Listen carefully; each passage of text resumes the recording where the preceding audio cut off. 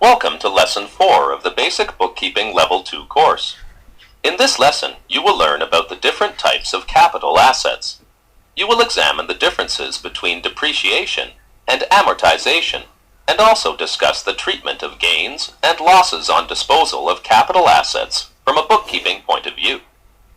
Capital assets of a business consist of physical assets such as land, buildings, office furniture, and the company car, as well as intangible assets, such as trademarks and copyrights.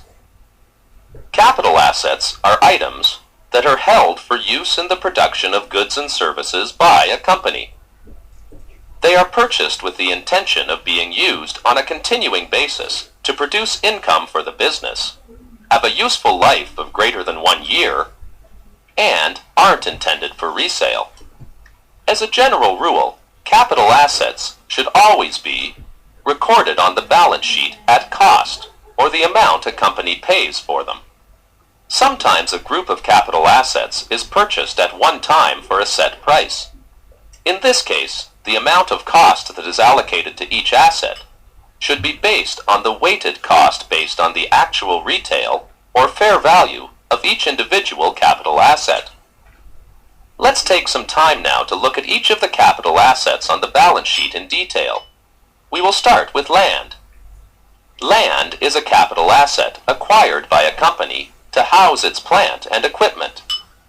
Land and improvements as curbs and gutters, roadways, and barriers that have been constructed as part of the land is reported on the books at cost.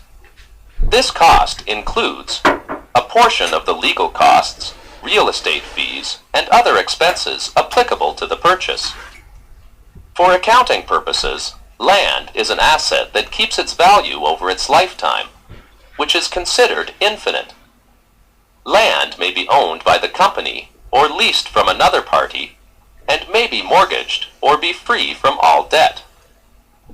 Other capital assets include such things as buildings, equipment, furniture, and automotive equipment.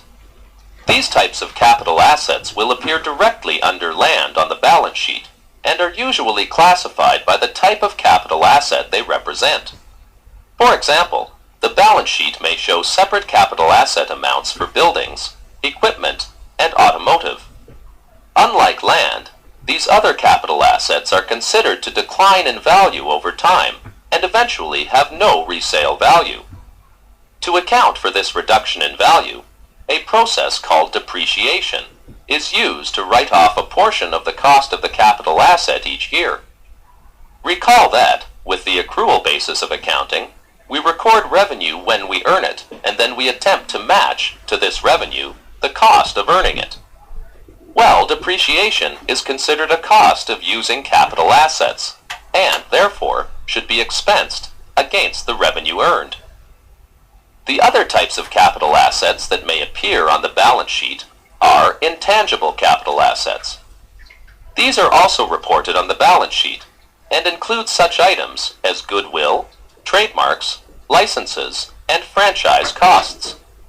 The term intangible describes assets that have no physical form, but are an integral part of the financial statements. Like other capital assets, a portion of the cost of intangible assets is written off each year.